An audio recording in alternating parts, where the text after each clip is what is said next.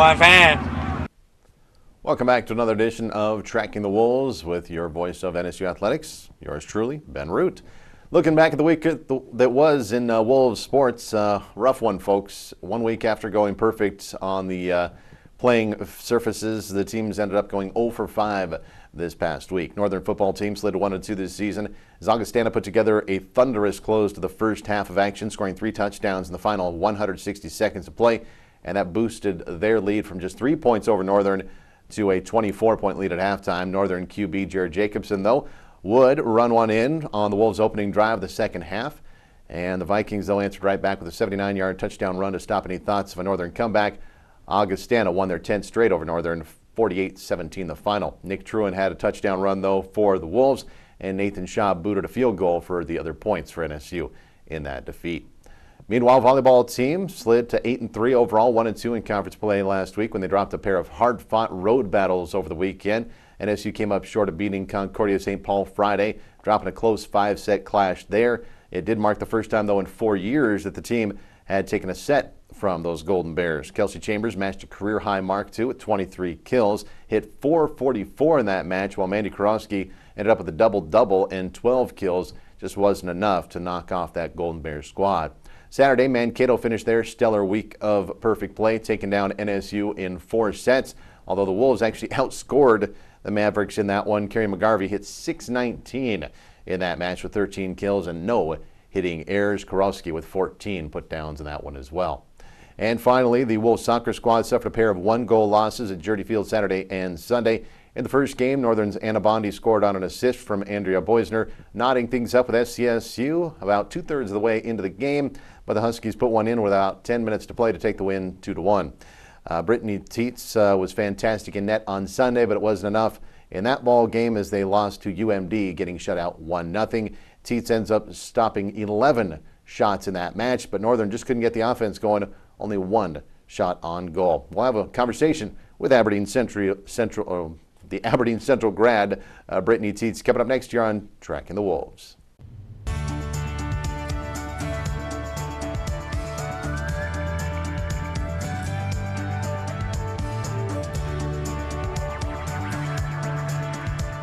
NCAA championships are something special. Filled with memories we will carry with us for the rest of our lives. We ask that you cheer hard for your institutions. Acting responsibly and courteously towards those around you.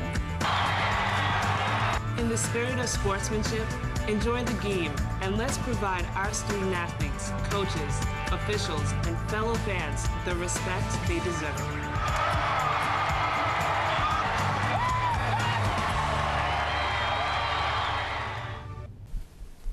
Welcome back to this edition of Tracking the Wolves. Ben Root alongside here, and time now to chat with our guest, and we're talking a little soccer again today. We're joined by junior goalkeeper Brittany Tietz on the show. How you doing? Good. How are you? Pretty good. Well, you played your high school ball here in Aberdeen, but went off to Bemidji. Now you're back here in Aberdeen. Yes. I guess first, kind of what made you go to Bemidji? Well, I'm majoring in psychology, but my focus is nursing, and when I was looking into NSU at first, they didn't have the nursing program until after I signed with Bemidji State. Okay. So I just wasn't very happy there, so I came back, and it's a much better fit. Did you get much playing time? I know freshman, I guess. No. Probably not so much, right? So. I didn't get much playing time at all there.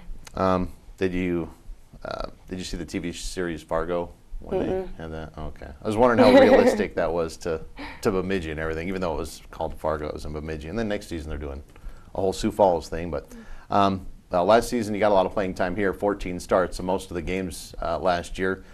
Ended up 4th in saves, about 84% of the shots you faced, I guess what's the first thing you're kind of taught as a goalkeeper to concentrate on, to hone the art, if you will? The biggest thing is learning your angles and being set. But also, I just think the biggest thing is communicating and guiding your defense. Okay, so you're kind of talking to the defense as far Yes. as where they should be out there? Yep. Okay.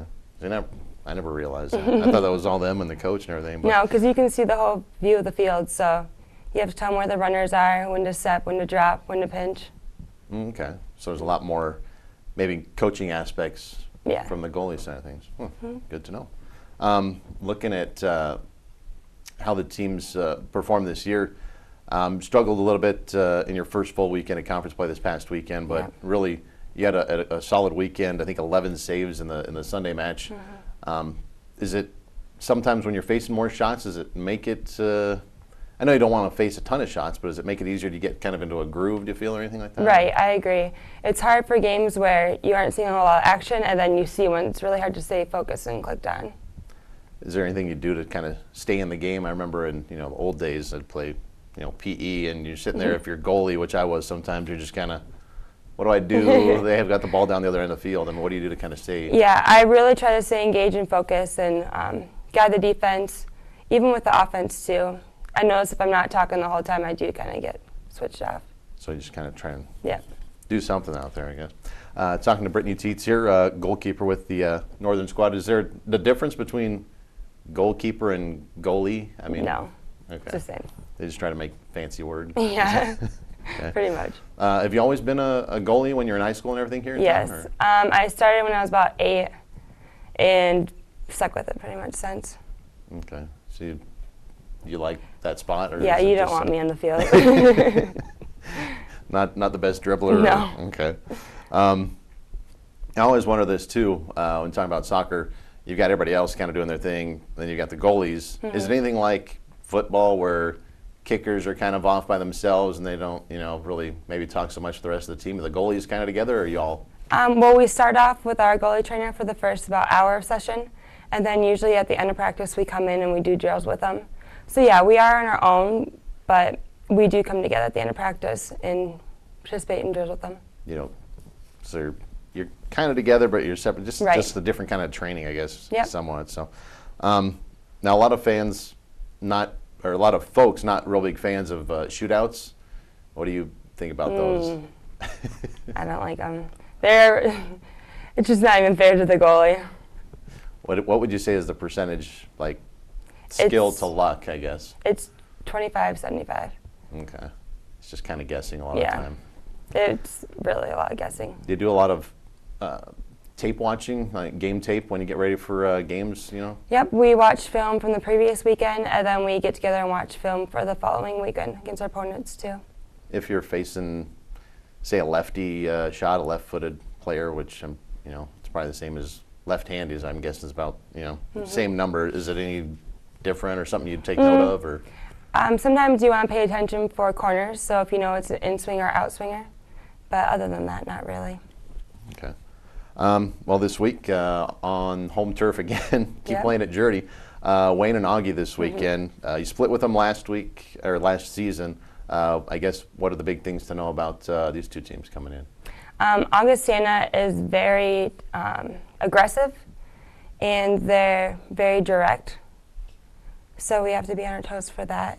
I don't really remember much of Wayne from last year. I remember it just wasn't our best game last year.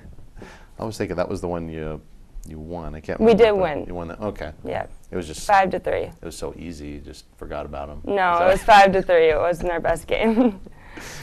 Well, as we wrap things up here with Brittany Tietz with the Northern soccer team, you said you're a psych major. How are things going with that? Good. I will graduate with my major next December, and then I'm starting the accelerated nursing program here at Northern. So it'll be one more year. Cool. If you had any, I guess, what's the most interesting project you've had as a psych major? Don't you do different kind of? Well, we do quite a few research papers. Okay. So I tied mine in and did one on dementia because that's pretty cool. interesting in my career. Yeah. Did you have to study any cases or anything with that? Or We researched previous cases. We don't actually do the research. Okay, so neat.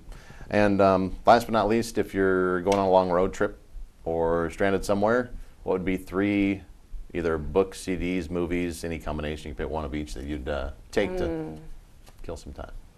The Hunger Games movie. Okay. Are you going to say the book then, too? No, I'm not a okay. real big reader. Okay. Ed Sheeran music, and I don't know about third. All right, well, kill time with those. You can watch the movie twice. That works. Well, thanks for coming on the show today. Thank you. Thanks. Brittany Tietz there with the soccer squad, goalkeeper extraordinaire for the Wolves. We'll be back with more in just a moment on this edition of Tracking with the Wolves. We know you want family-friendly sporting events. Sporting events where you can be comfortable and entertained in a positive environment. Watching great individuals and teams compete. With commitment, effort, and good sportsmanship.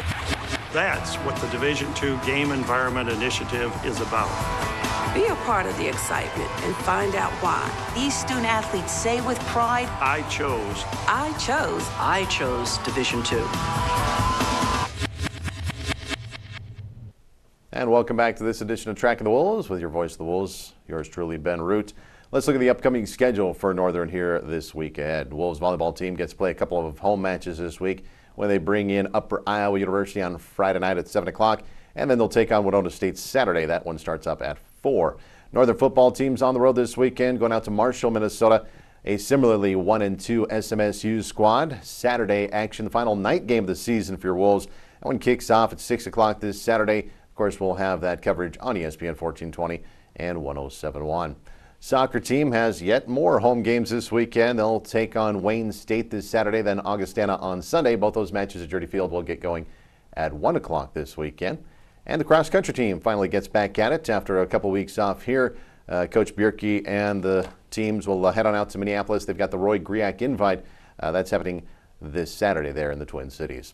That does it for this week's edition of Tracking the Wolves. I'm Ben Root once again. Hope you'll join us again next week for more Tracking the Wolves to get your updates on the NSU sports squads. And as always, go Wolves.